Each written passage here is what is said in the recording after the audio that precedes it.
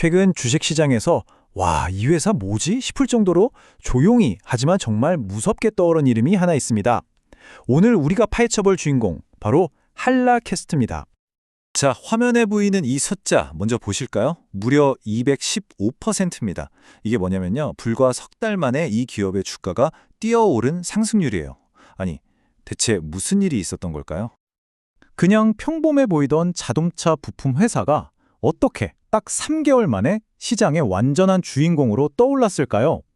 오늘 우리가 풀어볼 이야기는 바로 이 거대한 물음표에서부터 시작됩니다. 자, 그럼 그 폭발적인 여정의 시작점으로 한번 거슬러 올라가 보죠. 첫 번째 섹션, 바로 시작하겠습니다. 이 타임라인을 한번 보세요.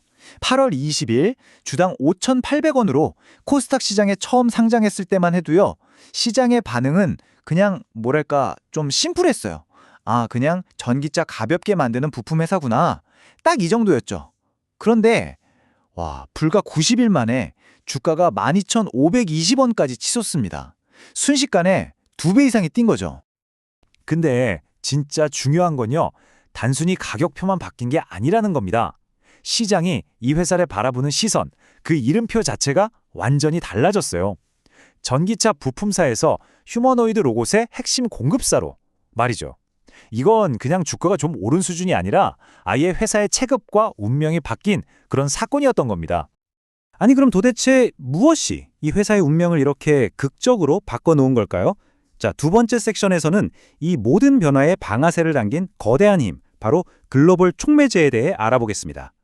모든 이야기의 시작은 2025년 11월 18일, 바로 이날이었습니다. AI 데이 서울이라는 행사에서 말 그대로 로봇 산업의 판을 뒤흔드는 그런 엄청난 선언이 나온 거죠. 자, 보세요. 인공지능의 두뇌, 즉 소프트웨어를 책임지는 엔비디아, 그리고 로봇의 완벽한 신체, 즉 하드웨어를 만들어낼 수 있는 삼성, 이 둘이 거인과 거인이 손을 잡은 겁니다. 소프트웨어의 신과 하드웨어의 제왕이 만났으니 시장이 이걸 드림팀의 탄생이라고 부르면서 흥분한 건 어쩌면 당연한 일이었겠죠. 그리고 바로 이 한마디가 기름을 부었습니다. 우리는 휴머노이드 개발에 있어 삼성과 긴밀하게 협력하고 있습니다. 엔비디아 임원의 이 발언은 그냥 협력하겠다는 말이 아니라 새로운 시대가 열렸다는 선언이나 다름없었어요. 시장은 이 거대한 동맹이 만들어낼 미래에 그야말로 열광하게 시작한 거죠. 자, 그럼 다시 우리 이야기의 주인공에게로 돌아와 보죠.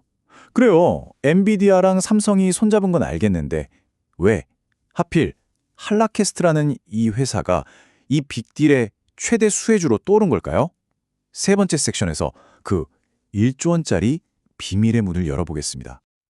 그 비밀의 열쇠는 바로 다이캐스팅이라는 기술에 있었습니다. 이게 뭐냐면요. 아주 간단히 말해서 엄청나게 뜨거운 쇳물을 고압으로 팍 쏴서 금용 틀 안에서 복잡한 모양의 부품을 정밀하게 찍어내는 거예요. 근데 이 기술의 진짜 대단한 점은 강철처럼 튼튼하면서도 동시에 알루미늄처럼 가벼운 이 두 가지를 동시에 만족시키는 부품을 만들 수 있다는 겁니다. 이게 왜 그렇게 중요하냐? 휴머노이드 로봇이 풀어야 할 가장 큰 숙제가 있거든요. 사람처럼 자유롭게 움직이려면 몸이 가벼워야 하는데 또 공장에서 무거운 걸 들고 일하려면 뼈대는 튼튼해야 하잖아요. 이 모순, 이 딜레마를 해결해줄 마법 같은 소재가 바로 마그네슘 같은 경량 금속입니다. 근데 문제는 이 마그네슘이 엄청 예민하고 다루기 까다로워서 자칫하면 불이 붙을 정도로 위험하다는 거죠.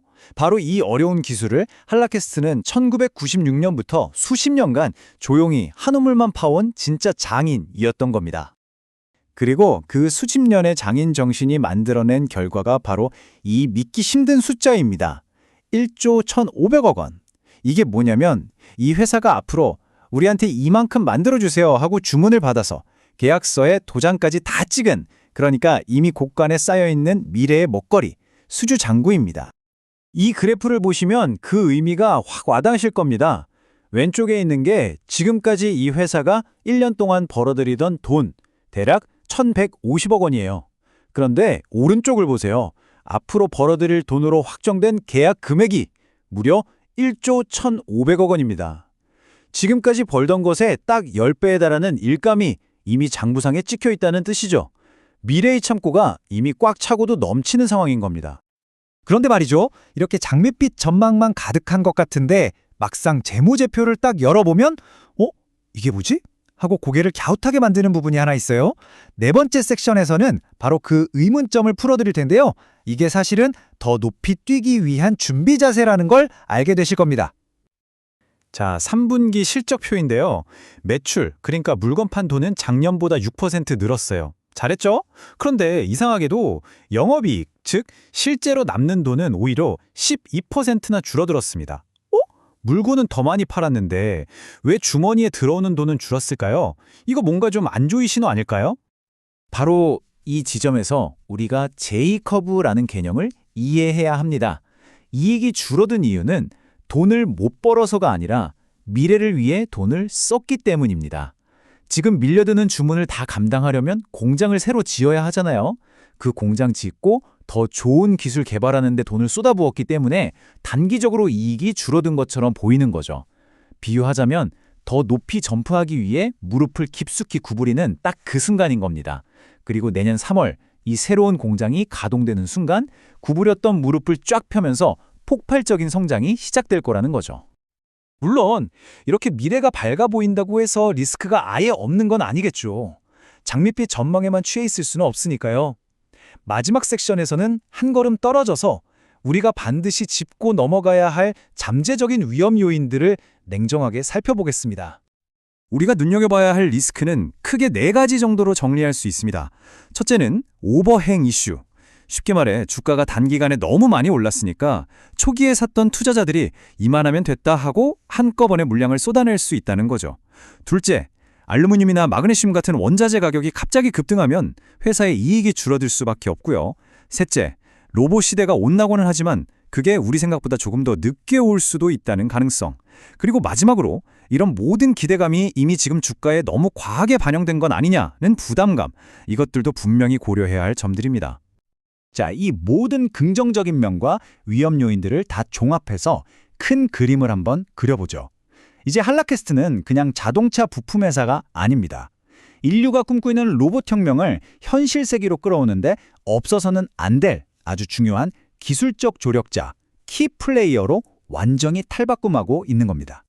수십 년간 갈고 닦은 자손의 오래된 기술을 다가오는 미래의 심장에 이식하는 데 성공한 한라캐스트. 이 이야기는 어쩌면 단순히 한 기업의 대박 신화를 넘어서 4차 산업혁명이라는 거대한 파도 앞에서 우리 전통 제조업들이 어떻게 살아남고 또 어떻게 주인공이 될 수 있는지를 보여주는 하나의 모범 답안 혹은 청사진이 아닐까요?